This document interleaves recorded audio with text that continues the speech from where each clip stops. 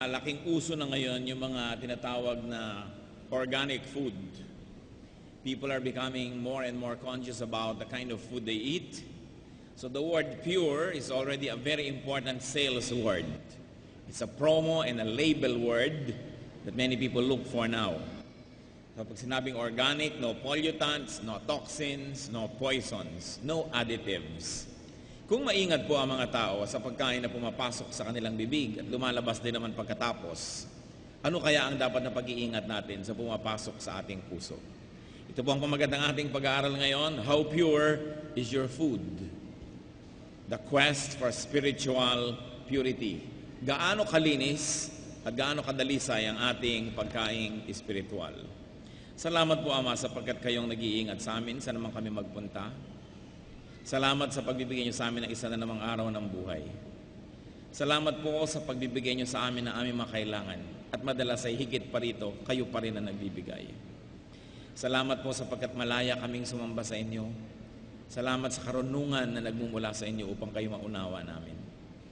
Panginoon, anuman po ang alalahanin ng sinuman, anuman ang maaaring maging dahilan para mahati ang aming atensyon, isinusuko namin sa inyo ngayon. Humihingi kami ng isang pusong nakatuon sa inyo lamang. We pray, Father, that whatever may defocus us from giving you full attention, we declare all this before you and we surrender everything before you. And we ask you, Father, to sit on your throne of power and glory, lead your people, teach us, and glorify yourself. Nawa, Panginoon, kayo lang ang aming mapansin.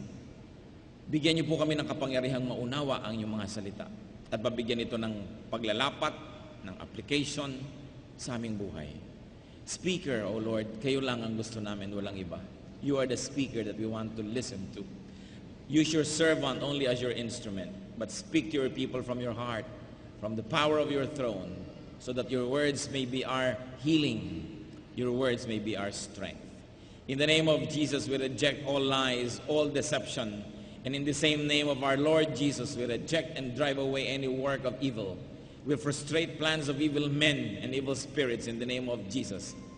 And we pray, Lord, that your will may be done to us, to this assembly, and to each one of us. In the name of your Son, Jesus, our Lord and Savior, we pray. Amen. How pure is your food? Ang concern po natin siyempre dito is purity of what enters our heart. Sa Matthew 15:17 to 18, sinabi po ng Panginoon, "Don't you see that whatever enters the mouth goes into the stomach and then out of the body? But the things that come out of the mouth come from the heart, and these make a man unclean." Nagkakaroon po ng pagtatalo kung ano ang nakarurumit, nakasisira sa tao, at marami pong concern yung mga religious leaders during the time of the Lord about diet. Iniisip nila, huwag kang kumain ito, huwag kang kumain yan, masama yan, magiging kasalanan na kainin ito at yan. At sinabi ng Panginoon, bagamat dapat kayong maging maingat sa inyong pagkain sapagkat pumapasok yan sa inyong katawan, kung gaano naman kayo kaingat dyan, lalong mas dapat kayong maingat kung ano pumapasok sa inyong puso. Kasi ang pumapasok sa katawan, dumadaan sa bibig, ay lumalabas din at wala na sa katawan mo pagkatapos. Pero, hindi yung pumapasok sa bibig, kundi ang lumalabas sa bibig ang mas dapat pag-ingatan, sapagkat ang lumalabas sa bibig ay siya lamang pahiwatig kung anong laman ng puso. Kaya mas dapat iniingatan kung anong lumalabas sa bibig, sabi niya, kaysa lumalabas sa ibang bahagi ng iyong katawan because of your digestive system. So what is the Lord trying to say? It is echoed in Proverbs 4:23. Guard your heart, for it is the wellspring of life. Ingatan, bantayan ang puso, sapagkat dyan bumubukal ang buhay. In other words, guard whatever enters your heart. Ano-ano po ba ang maaaring pumasok sa puso ng tao na hindi niya dapat payagan? Spiritual junk food, spiritual poison, spiritual carcinogens can enter the heart through the ears. Ang pinag-uusapan na po natin ay mga bagay na espiritual, hindi na lang physical. Pag pumapasok daw sa bibig, lalabas din, tapos na. Pero ang pumapasok sa tainga, papasok sa puso, at maaaring hindi pa yun matapos doon. Maaaring manatili sa ating puso At dahil nandun, yun naman ang lalabas sa ating bibig pag tayo nagsasalita. Kaya tingnan niyo po yung nakakarinig ng mga masasamang salita, madalas lumalabas yan sa bibig nila kasi yun ang pumasok. Kung anong nadidinig, siyang sasabihin din. And the ear is assaulted by all kinds of messages, many of which are impure, many of which are deadly, poisonous, and toxic. Especially now. Napakaraming pwede nating madinig ngayon. Pwede pang yung nadidinig mo, hindi nadidinig ng iba, may earphone ka. Pwedeng maraming privacy. At alam niyo po, pag may privacy, pwedeng maraming itago, pwedeng maraming ilihim. At kung merong lihim, maraming dapat ngang ilihim. So it is important for Christians, in fact for everybody, but very especially for the children of God, to choose what and who you listen to. You are defined by the company you keep in many ways. Sabi sa Job 12:11, does not the ear test words as the tongue tastes food? Nangyari po sa akin minsan, may nagabot sa akin ng iinumin, at nung aking tinungga at ininom ay lasang kerosene. Salamat na lang sa Diyos at hindi ko nilunok agad dahil talaga palang kerosene ng laman. So ibinug ako agad at halos ay parang may nararamdaman akong kakaiba sa aking bibig habang nagsasalita ako. Dahil lagi ko pong binabasa ang aking lalamunan pag nagsasalita. May nag-abot sa akin, kerosene ng laman. Kaya pati nag-aabot, binabantayan ko na ngayon, sinong nag-aabot? No? Pero dahil tinikman mo muna at di mo nilunok, salamat na lang. Pero mabuti yun, nalalasahan ng ating dila kung ano yung pumapasok sa ating bibig. Pwede nating idura. Yung pong mga salita na pumapasok sa ating tenga, do we get to filter such words? Do we get to choose if we're going to let the words come into our heart or not? No, usually, we're more careless with the ears. Ang iniisip lang natin kadalasan yung physical harm that the physical poison can do to us. But what about the spiritual harm that spiritual poison can do to our hearts? Nakita niyo po ang ating ilong, may mga buhok. You have nose hair, so that the hair in your nose will filter all kinds of things that will be allowed to enter your lungs. That's why over time, this hair collects several solid deposits. Dahil yun ang ibig sabihin na harang ng buhok ng inyong ilong na dapat sana'y pumasok sa inyong baga. Yung iba naman sa pagpapakyut, ginugupit pa hanggang kaloob-looban ng buhok ng ilong nila. Nawawala ng defense ang inyong baga. Sapagkat sinasala ng mga buhok na ito kung anong papapasukin. Pero ang tenga, dapat nating bantayan ng higit. Sapagkat dyan pumapasok ang mas maraming nakamamatay na bagay. Mga bulong-bulong, bad influence, even advertising, even promotion and propaganda, even messages that can come from a pulpit can become poisonous if we do not test. Kaya mahalaga po, tinitingnan natin, ano ba ang papayagan kong madinig?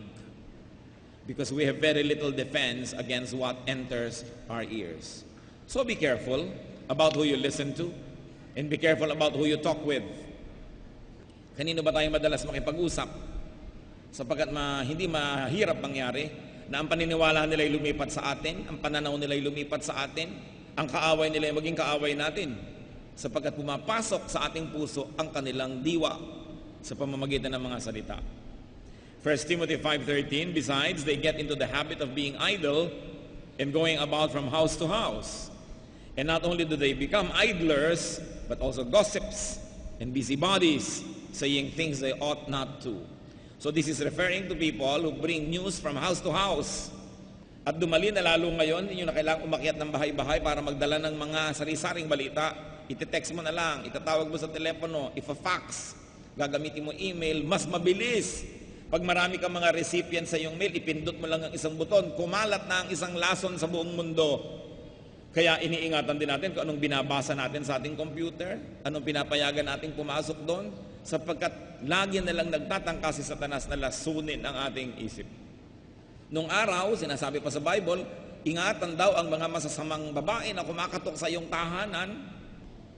Pero ngayon, hindi na nila kailangan kumatok. Through the internet, nakakapasok na sila hanggang kakwarto-kwartuhan. Kasi masamang babae, masamang lalaki, lahat na lang nakakapasok. Isang pindot lang ng buton. Kaya mas nanganganib ang ating panahon. Alam niyo po, marami mga churches sa Europa, hindi na sila simbahan ngayon. Merong mga churches na naging museo, may mga churches na naging government office, may mga churches na naging opisina ng mga may social work, at may churches pa sa England na ngayon ay ginagawang condo kasi wala na nagsisimba. Sapagkat sa dami ng pumasok sa tenga ng mga taong mga ideya nitong mga nakaraang 50 taon at hindi nila na alagaan na makarinig sila ng ideya na galing sa Diyos, nalunod, natakpan ng sari-saring mensahe, na wala ang kanilang pananalig, na wala ang kanilang pagsimsimba. Kaya marami mga churches walang laman, museo na lang. At kung malalakit magaganda yung mga churches, ang laman turista na pumupunta lang doon para kumuha ng litrato, para magpalitrato, at para usyosohin yung mga antik na nandun sa loob. Napakarami na ganong nangyayari po. Kaya dapat binabantayan ko anong naririnig, sapagkat maaari kang ilayo niyan sa Diyos. Maaari tayong ilayo sa pagiging maka-Diyos. So filter the messages that you hear. Identify lies, half-lies, and truths. Identify deception and manipulation. Bihirang-bihirang mensahe po ang makakarating sa ating tenga na ito ay pure. Kadalasan merong intensyon na nagsasalita, at ito ay para hikayatin tayo na bumili ng isang bagay o kumampi sa kanilang mga gyera o kaya ay gumawa ng mga bagay na gusto nilang ginagawa natin. Always be suspicious of what you hear. Sa Acts 17:11, mga tao sa Berea pinuri. Now the Bereans were of more noble character than the Thessalonians, for they received the message with great eagerness and examined the scriptures every day to see if what Paul said was true. Ano po ang tawag sa mga Berean? Mas marangal daw. Mas kahanga-hanga, more noble. Why? Sabi, hindi sila tulad ng mga Thessalonians, kung ano na lang marinig, pinaniniwalaan na lang agad. Pero sila, maski si Paul ang nagtuturo, sinisiyasat muna nila ang scripture bago sila maniwala. Sasabihin nila, may basis ba? Pwede bang paniwalaan? Basahin natin ang scripture kung pwede nating hanapan ng katulad na ideya ito para paniwalaan natin. And of course, when they say scriptures in the Old Testament, in the New Testament, they mean the Old Testament. Dahil sinusulat pa lang yung New Testament noon, hindi pa yun ang scripture. Therefore, the listeners of Paul would go to the Old Testaments and verify what he was saying. Meron pong isang taong nagalit sa akin dahil sinabi ko, kahit si Paul ang may sabi, kailangan examine natin kung yan ay totoo. Kailangan natin itong ayusin at tingnan. Si Paul pagdududahan daw ba? At bakit naman hindi? Sapagkat kung biblical naman ang sinasabi niya, di mo puprove. Tao rin yun eh. Tao si Peter, tao si Paul, tao si Mary, tao si Moses, tao si David. Hindi naman lahat ng sinabi nila at ginawa ay pwede natin kopyahin. May lumapit pa nga sa akin, pwede po ba akong magkaroon ng maraming asawa? Bakit si Solomon maraming asawa? O kita mo yan, si Solomon na yun, wisest of all, may error pa rin. Alangan namang lahat ng sinasabi niya at ginagawa, kukopyahin natin. So kailangan selective ka. At dito, kitang-kita niyo po sa scripture, ang Bible mismo ang may sabi that the Bereans were more of noble character because they did not trust Paul at once. They checked the Bible to see if what he was saying was biblical. At kahit po ang inyong pastor o sino mang speaker, pag may sinasabi, tingnan nyo, biblical ba? Pag may sinabing claim, may support ba ng Bible? Kasi kung wala, baka haka-haka. And remember that half-truths are more dangerous than full lies. Why? A one full lie is obvious as a lie, but a one half-truth is only a one half lie. And if you're looking only at the other half, which is the truth, you will not see the other half, which is the lie, and you'll swallow the whole thing. Kaya mas nakaka-deceive yung may mga pa-Bible dyan, pa-verse-verse. Pag nalibang ka na, akala mo totoo na lahat ang sinasabi niya dahil nagtiwala ka na, doon pala ipapasok yung pandaraya. Kaya hindi masama na i-check kahit si Paul. Dahil ang totoo ay laging wawagi, laging lalabas na totoo yon. Hindi dapat matakot yung totoo na siya ay sinisiyasat. Ang dapat lang matakot at sinisiyasat ay yung may hawak na mali dahil baka mabisto. So tayo man, kung sinisiyasat, chinecheck, ino-audit ka, ba't ka magagalit? Sige, auditin mo para malaman mong honest ako. Ang natatakot lang at nagagalit sa auditing, yung may ililihim. Kaya dapat sinecheck ang lahat. Kahit sinong may sabi. Kumisan pag may sabi, nanay mo o tatay mo, kapatid mo, paniwala ka na agad. Sasabihin ng nanay mo, masama yung si ganun. Sabi ng kapatid mo, masama si ganun. Paniwala ka na dahil kapatid mo. Dapat mo i-check. Dahil baka siya lang ang algalit, siya lang ang kaaway, dinadamay ka niya para may kakampi siya. But the people of God, hindi tayo dapat kampi-kampi. Kung nasan ang totoo, kung sino ang totoo, doon tayo dapat. Hindi ko mo kapatid mo, kamag-anak mo, kung mali-mali, kakampihan mo na dahil kamag-anak mo. Bakit pa pinagkaiba natin? Ano pa pinagkaiba natin sa mga hindi anak ng Diyos? Kung kampi-kampi lang pala yan. So even Paul was checked and check everything against the Bible. Reject impure, evil, and destructive ideas. Sa Ephesians 5:3-4, but among you there must not be even a hint of sexual immorality, or of any kind of impurity, or of greed, because these are improper for God's holy people. Nor should there be obscenity, foolish talk, or coarse joking, which are out of place, but rather thanksgiving. Napakalinaw po ng sinasabi, kahit man lang kapraso na hint, pahiwatig ng kasamaan, hindi dapat na lumabas sa inyong mga labi. Kailangan nyo lang mabuti, yung tama. Be careful therefore with the people that you value. Be careful with the people you love, you care about, because there can be the entry points of deception to your heart.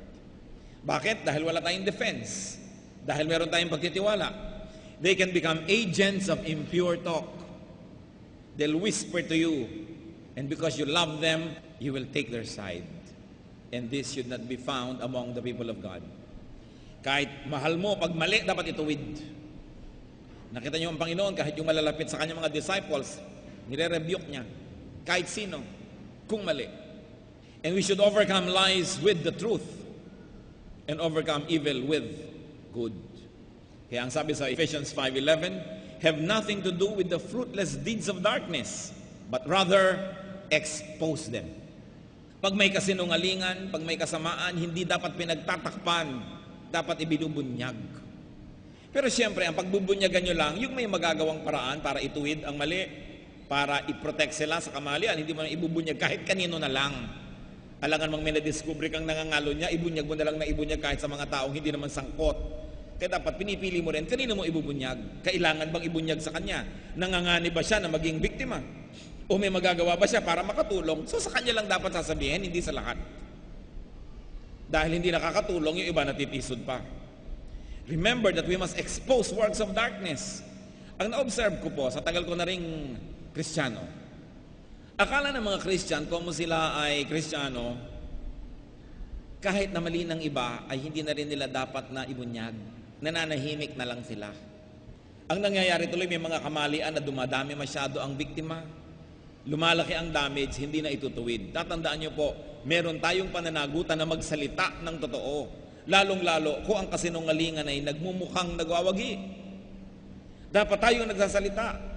Because evil triumphs when godly people keep silent. Siyempre, kung sino ang maingay, yun ang nagmumukhang tama. Even in the stores, those who bark the loudest get the service. Kaya yung mga maingay, nagmumukhang tama. Dapat kung alam mong totoo, maninindigan ka at magsasalita ka. Sapagkat sa pananahimik ng mabubuting tao, nagwawagi at nakapag namamayani ang masasama. James 4:17, anyone then who knows the good he ought to do and doesn't do it, sins. Kaya kung alam natin mayroong isang sinungaling na marami siyang nabibiktima, kailangan nating sabihin sa mga potential victims at sa mga victims na ganito ang katotohanan tungkol dyan. Para hindi sila mapollute. Meron tayong pananagutan kung tayo ang nakaalam. Spiritual poison enters the heart not only through the ears but also through the eyes. Binabantayan din ang mata. Genesis 3:6. Ang unang kasalanan sa ang senses dumaan sa mata. When the woman saw that the fruit of the tree was good for food and pleasing to the eye and also desirable for gaining wisdom, she took some and ate it. Ipinagbawal ng Panginoon na kainin ang bungang kahoy na ito. Subalit nung makita nitong si Eva na magandang tingnan, kalugod-lugod pagmasdan, at mukhang kay sarap-sarap. So anong ginawa niya? Pumitas at kumain at binigyan ang lalaki. The eyes were the first to leave the Lord. At kasunod yung ears dahil lumapit si Eva, nakipag-usap siya dun sa espiritu na nasa ahas. At ano nangyari? Lalo siyang nahikayat na kainin ang bunga. Nauna yung mata, sumunod ang tenga. Kumisa, nauna yung tenga, sumusunod ang mata. Kaya binabantayan pareho yan. Babantayan kung ano ang tinitingnan at hinahangad. At madalas, mga kapatid, ang magbubulid sa atin sa kasamaan, sa kasalanan, sa kapahamakan, ay yung maganda. Dahil paano ka naman maaakit sa pangit? Kaya pag-iingatan ng magaganda. Dahil maaaring yan ang maging dahilan ng tukso. Dahil paano ka matutukso sa hindi maganda? Ngayon, nagkakasala ka rin sa hindi maganda dahil nagiging pintasero ka. Pipintasan mo naman yung hindi maganda, nagkasala ka rin. Naakit ka naman doon sa maganda, nagkasala ka na naman. Kaya parehong pinag-iingatan yan. 1 John 2:16, for everything in the world, the cravings of sinful man, the lust of his eyes, and the boasting of what he has and does, comes not from the Father, but from the world. Pag-iingatan yung takawang tingin, yung nagustuhan ng mata, sapagkat malamang na tayo ay madaya. So choose what your eyes see. Choose what your eyes stare at and watch and read. Ano-ano ang mga available na CD at DVD sa inyong bahay? Mga kapatid, huwag niyong sabihin na may mga CD sa inyong bahay na inilalak nyo sa mga cabinet, itinatago nyo kung saan-saang lihim na lugar dahil hindi pwedeng mapanood ng bata. Dahil ang hindi pwedeng panoorin ng bata ay hindi rin dapat panoorin ng matatanda. Tanungin nyo katabi nyo kung meron sila. Sige na. At usigin nyo ng kaunti kung meron. Meron ba kayo niyan? Saan-saang channel nagpupunta ang ating TV? Saan-saan pumupunta tayo sa internet? Ano-anong pinupuntahan? Binabantayan natin kung anong nakikita ng mata sapagkat nakakapandaya ang mga nakikita ng mata. Ang mga binabasa at pinapanood. The eyes are the windows to the world. So avoid staring at, watching, and reading text and visuals that corrupt. Iwasan na magbasa, tumingin sa nakakalaso ng ating isipan. Avoid anything that you see that entices you to sin. Things that appeal to lust, to greed, to pride. Matthew 6:22-23. The eye is the lamp of the body. If your eyes are good, your whole body will be full of light. But if your eyes are bad, your whole body will be full of darkness. If then the light within you is darkness, how great is that darkness? So kailangan talagang maingat. Be pure when it comes to watching visuals. Christians, do not allow the computer to corrupt you. Use it for God's glory. Napakasarap gamitin pag-research, pag-aaral. But don't allow the computer to corrupt you. But you know what? We should even be more careful that you do not corrupt the computer. Na tayo ang gumagamit sa kanya sa masama. Dapat ingatan. What CDs and what DVDs do you have is a question. What do you keep? What do you borrow? Ang dali-dali na ngayon eh. Kaya dapat mas maingat ang tao. Choose what you see often and choose what you see for long. Siyempre, sa pagganot ganyan ng iyong mata, marami kang makikita hindi tama dahil kailangan ng pumikit para wala kang makitang mali. Kaya meron pong mga Buddhist sa ibang bansa sa Asia, makikita mo kung naglalakad sila, nakapikit yung mga Buddhist, yung mga monk. At kapit-kapit lang silang ganon, ang nasa harapan nila na naglalakad na nakadilat ay bata na may hawak na maliit na kampana, na yung pagtunog ng kampana na yun ay sinasabi, lulusong, aahon, liliko, ganyan. Pero nakapikit sila dahil sabi nila ayaw nila makakita ng kasamaan. Hindi naman natin dapat gawin yan, ganyang bagay, mga Kristiyano. Kaya lang, sa pagtingin-tingin natin, nakakita ka ng hindi dapat tinititigan, huwag mo nang tingnan uli. Huwag ka nang tumitig-titig pa. Kaya maraming mag-asawang nag-aaway yan. Yan sa pagtitig sa mga kasalubong. Na lumampas na't lahat, kasunod pa ang tingin. Kaya maninimangot na si Mrs. maghapon. It is important not to look at people lustfully. Job 31:1, I made a covenant with my eyes not to look lustfully at a girl. And of course, other people can say, I have made covenant with my eyes not to look lustfully at a man. It works both ways. At lalo ngayon, napakahirap namang hindi ka mapatingin. Kasi pati mga puso, dilalagyan ng hikaw. Nakikintab-kintab, talagang mapapatingin ka. Kung bakit sinisikmura na at nagkakaroon na ng sakit sa baga, nakalabas pa ang likod, nakalabas ang tiyan, nakalabas ang lahat. Mahirap. Pero dapat lalong pag-ingatan. If 1 million people did a foolish thing, it's still foolish. Huwag niyo sasabihin uso-uso. Mga Kristiyano, ang mga anak niyo ba naglalabasan ng mga puso pag naglalakad? Huwag niyong pinagpapapayagan. Dahil kung wala man silang masamang hangarin, yung mga taong walang kamalay-malay, pag nakita sila, nagkakaroon ng masamang hangarin. Nagiging dahilan pa sila itala upang magkasala ang iba.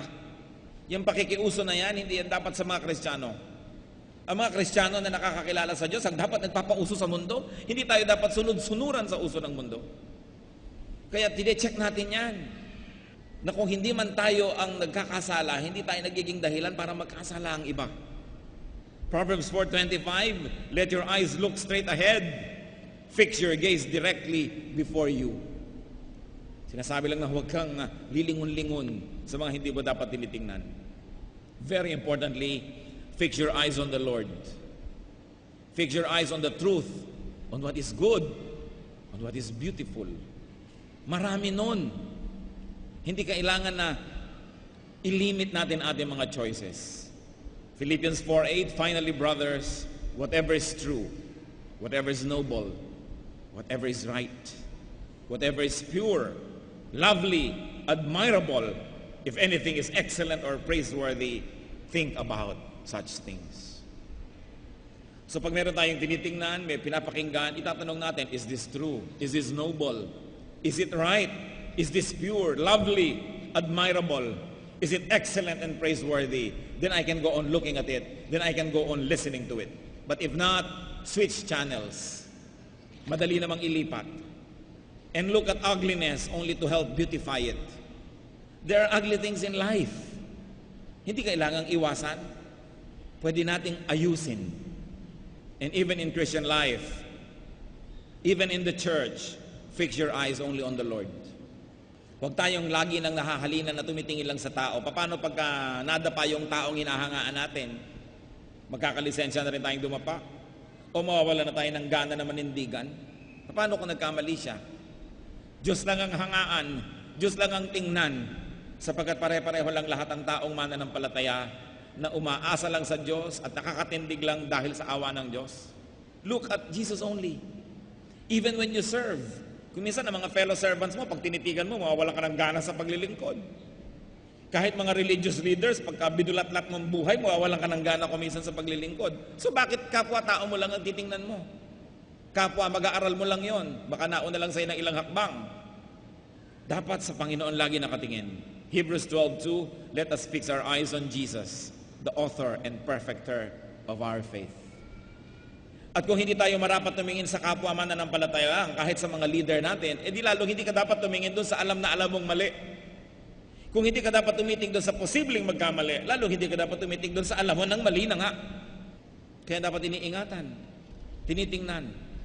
We should be careful as to what we hear, as to what we listen to, as to what we see. Who we watch and idolize. Psalm 119:37, turn my eyes away from worthless things. Yung mga worthless, hindi ibig sabihin mukhang worthless. There are many worthless things that look desirable. But what will they do to you? If you desired them, you will only become a slave. And especially when we listen, very few words, very few messages are pure. Most talks are propagandistic. Most talks are persuasive and manipulative. Most talks are laced with lies, with additives, and with toxins. Natatandaan ko pa yung speech classes nung college. You are asked to speak before the class. At sa isang unit, merong speech to persuade. Merong speech to inform.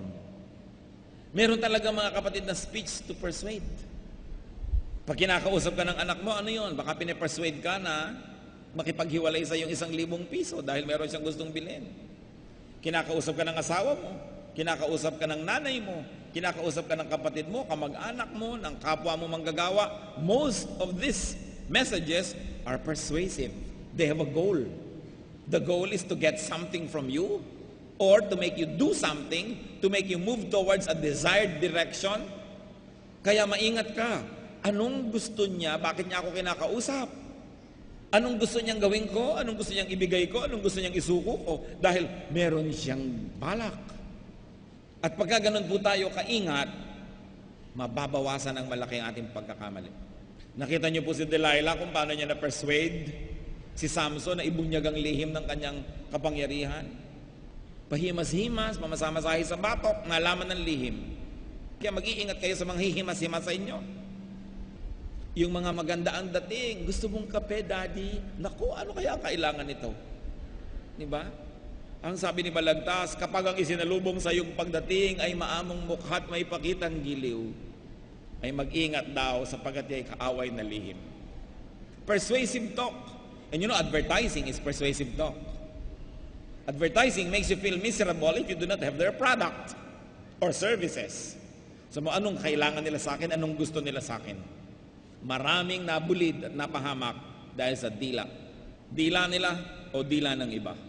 James 3:5-8. Likewise, the tongue is a small part of the body, but it makes great boasts. Consider what a great forest is set on fire by a small spark.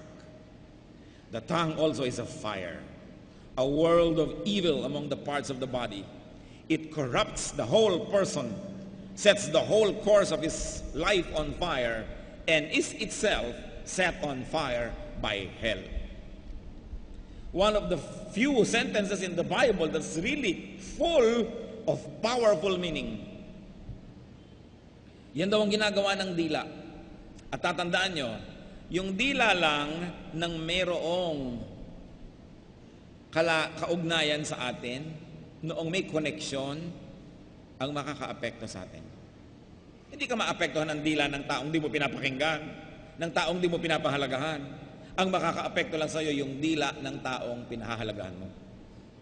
Kaya lalong pag-ingatan. Sapagkat maaaring doon dumaan ang pandaraya ni Satanas. All kinds of animals, birds, reptiles, and creatures of the sea are being tamed and have been tamed by man. But no man can tame the tongue. It is a restless evil full of deadly poison. Kaya pag-iingatan po natin ang pakikipagkwentuhan. Proverbs 20:19, a gossip betrays a confidence. So, avoid a man who talks too much. Because that man will talk about you or will talk to you, and in both cases, you lose. So be careful, be perceptive, be selective when listening. Especially when somebody's selling something to you. Ang lagi lang niyang pag-uusapan nyo, yung kapurihan, katangian ng binibenta niya, pero hindi mababanggit yung mga kapintasan nun. Kaya kumisan, mabuting nakikinig kayo sa inyong mga kaaway. Sapagkat kadalasan, doon natin nadidinig ang totoo tungkol sa atin. Sapagkat yung mga kaibigan mo are polite or nice and they won't tell you. Pero yung mga hindi nag-aalala tungkol sa mararamdaman mo, kadalasan doon mo maririnig ang totoo. Masakit man, pero pahalagahan mo pa rin dahil baka yun ang totoo. And watch out for deception. Watch out for manipulation. Remember this, brothers and sisters. Every single day, there will be people who will try to manipulate us. And they can be as innocent looking as your 3-year-old or 4-year-old child. Wala na higit pang mas manipulative ka sa mga batang inosente. Dadaanin ka sa iyak, dadaanin ka sa kung ano, suko ka na mamaya. Manipulation. Yang luha, napakalaking magmanipulate yan. Kahit ayaw mo, pag nakita mo na pumapatak ang luha, nagiging yes na yung no kanina. And some people have complete control over their lacrimal glands that they can cry on cue. Mag-ingat kayo dyan. So eat only organic, pure, and clean spiritual food. Because as they say, you are what you eat. Matthew 15:11, what goes into a man's mouth does not make him unclean, but what comes out of his mouth, that is what makes him unclean. Because it comes from the heart. Ano po ang laman ng puso natin ngayon? Anong mga pandaraya ang inaalagaan at nakatago sa loob ng ating puso ngayon? Anong mga kadayaan? Anong mga kasinungalingan? Anong mga pag-iimbot ang nandyan sa ating puso? Anong masasamang balak ang nandyan at binubuo ngayon? Sapagkat pag nasa puso, lalabas sa kamay, lalabas sa bibig, lalabas sa buong katawan mo, magagawa mo na yun mamaya.